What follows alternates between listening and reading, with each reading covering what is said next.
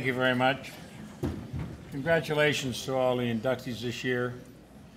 And what an impressive group of pictures around the wall. If you could take some time to, I mean, what a walk through history of amateur hockey in St. Louis.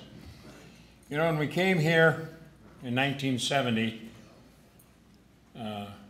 they wanted the building to have more ice in it instead of concerts and things like that. And so we were fortunate enough to, Larry Albus, the athletic director at St. Louis U, convinced everybody that they could have a hockey team, and I was fortunate enough to be named the coach. And we got here, and the Blues had done a wonderful job of introducing the new hockey. There was hockey much before that. Heck, I coached at University of North Dakota, and there was a guy there called Fido Purper.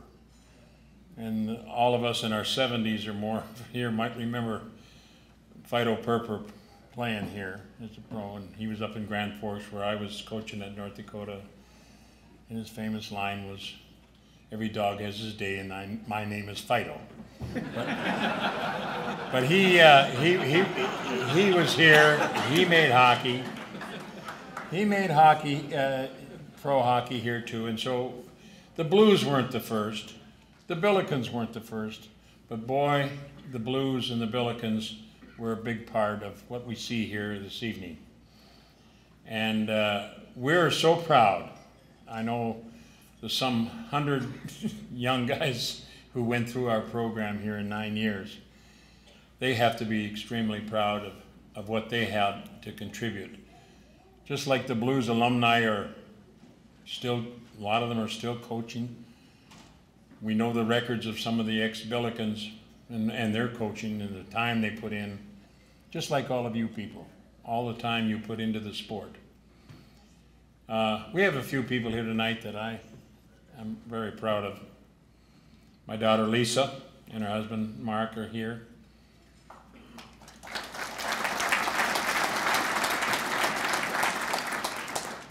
You know, a young man joined me in 1970.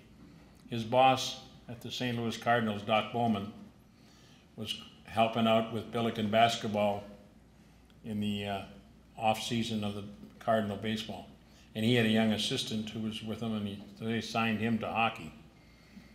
And that's many, many years ago, 1970, think about it.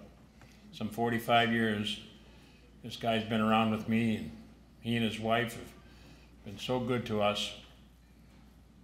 Gene Giesman and Rosanna.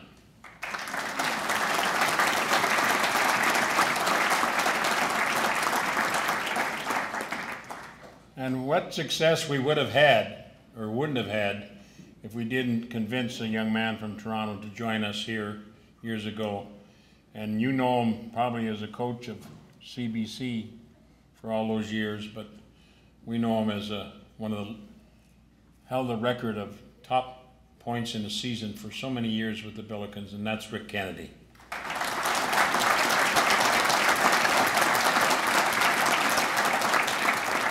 Now, I know there's a few other people around that have a background with us, and then unfortunately, I saw Steve McElroy. He's here. Come on. Where's Wayne Ormson? Wayne, are you in the building? There you go. You know, these kids had to cut their hair, they had to do this, they couldn't. A lot of them came from Canada, they couldn't fly the flag because I said, you're part of St. Louis now, you gotta be part of it. I mean, we really made it rough on them. And I often said that if you could ever survive the freshman year at St. Louis U, I'd recommend you to anybody to work for. So, and we had some wonderful people. But there were some wonderful people that I got to know immediately. And we said we need to do more on the lower level to help bring it up to the higher level. And that's where this group here has done the job. Whether it was the high school starting years ago when we were there, or the junior B league that started. I had some people come see me and said, "What, Selman, where's the St. Louis boys on our team?" I says, "I know you have some money. Do you have any time? You want to travel with me? You want to see Minnesota? You want to see Michigan? You want to see Massachusetts? You want to go around the country and see what they're doing? Well, my gosh, have they ever taken that sample? And there's some of the people, and there's some of them are in this room tonight, and I had a great chance to say hello to them. And they really put the effort into it. And today, probably the best kept secret is how well our St. Louis boys are doing all across the way in hockey. Whether it be Stanley Cup winners, or whether it be somebody playing in a Division I, Division II, Division III college hockey, or just playing on a junior team or playing. I know your job is not to produce NHLers. You're more important to you is that 8, 9, 10, 12-year-old youngster, and you've done a wonderful job with them. But in this country, you can develop and become better and make it a success in your sport. And St. Louis has done that in hockey. If we could just convince the local people in the media side to recognize how good it really is.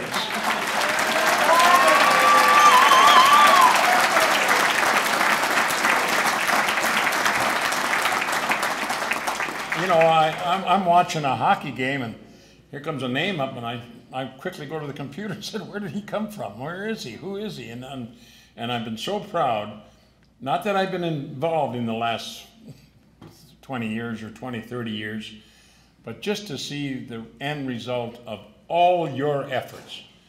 And I'm still working with USA Hockey.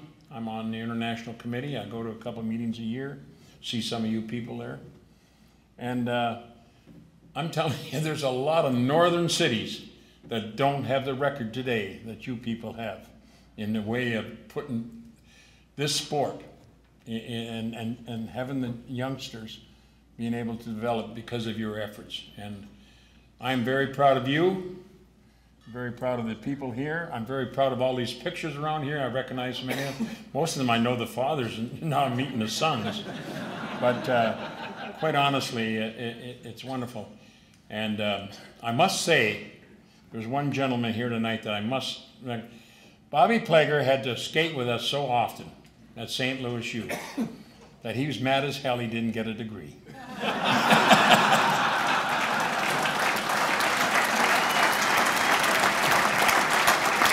Anyway, let me just say this in closing. I'm so glad you recognized the young men that skated for the Billikens. And I'm so glad that you recognized the fact of what the Billikens meant to the hockey community. But in my mind, the work that you people do, you're all Hall of Famers.